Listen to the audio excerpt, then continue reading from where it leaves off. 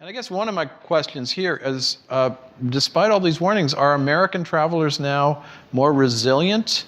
Are they kind of, doesn't matter what things are happening in terms of storms, political upheavals, are they getting to be more like European travelers and they're going to go regardless? I mean, Guy, what do you think? No, absolutely. I mean, the short answer is yes. And, when we had those events in London last summer, I mean, within 48 hours, we're back to normal booking patterns. Yeah. But I think it does depend a little bit on the degree of the act of terrorism.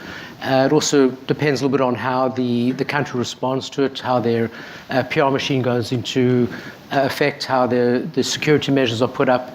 But certainly we saw a much longer recovery time in Paris, for example, but it was a coordinated multiple attack.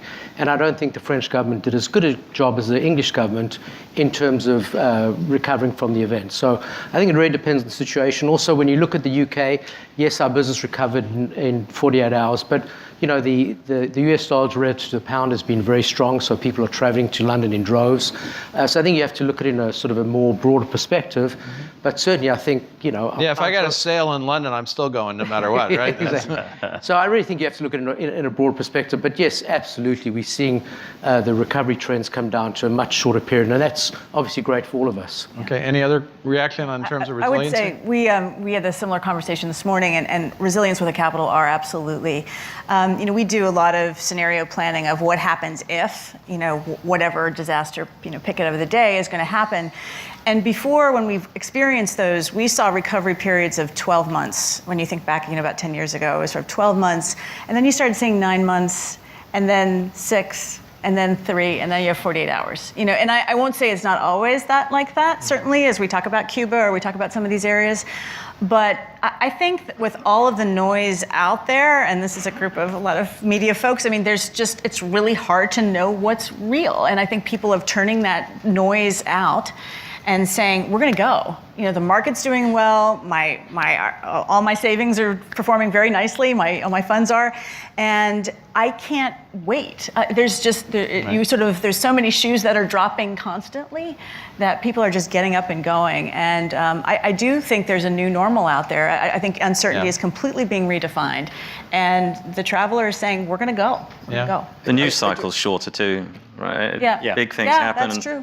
And it's over in an hour. Well, it's not only shorter, but it gets diverted very quickly. Yes. Well, that's what I mean. A big story is day. over in an hour because something else crazy's happened, or someone may have said something that changed the news cycle. Right. I just want to add that the more sophisticated the traveler is, the more likely he is to come back, the more resilient it is. So it's all about informing and the travel agent. I think that's a very important role from the travel agents to the consumer, because those who don't know, those who are traveling out of the country for the first time, they're more likely to wait and say, well, I don't know, I'd rather wait. I want to go, but maybe it's not the right time. Those who already went out of the country, particularly those who went to that destination, are more likely to come back faster. But I think it's a very important role from the travel agents to really communicate, inform, and educate the passengers or the customers on this issue. So those who are traveling for the first time or their less adventures have confidence that they're going to be fine. Well, and it's a great reason to use a travel agent, as we all know, that you do get that, it is safe, you can go, and why not? The old days, you get the call. You still get the calls, I'm sure, saying, no, book me away from this region. Right. But I think, is it less? No, and I think, obviously, especially given that our agents are really in a position to be well educated on these issues, we communicate, the industry communicates, supplier partners communicate, et cetera. They're really in an ideal position to, I think, address the concerns of friction that would-be travelers would have.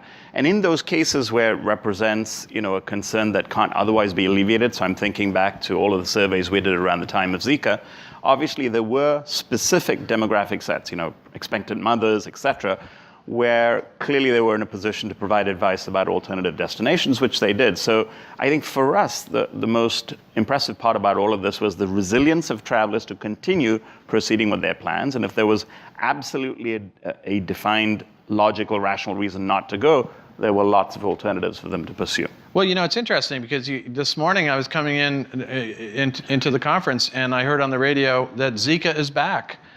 in Florida, and I'm like, wait a minute, that was last year's story. Is it really true? I mean, and nobody's focusing on it. It's like maybe there are too many other things to worry about. Well, I think it goes back to Andy's Yeah. point about what's in the news cycle every morning. Yeah. And don't ask. Don't ask. But you know, for the time, it was all Zico, all 24/7, right? Absolutely. And now, the little story here, and you don't see it again.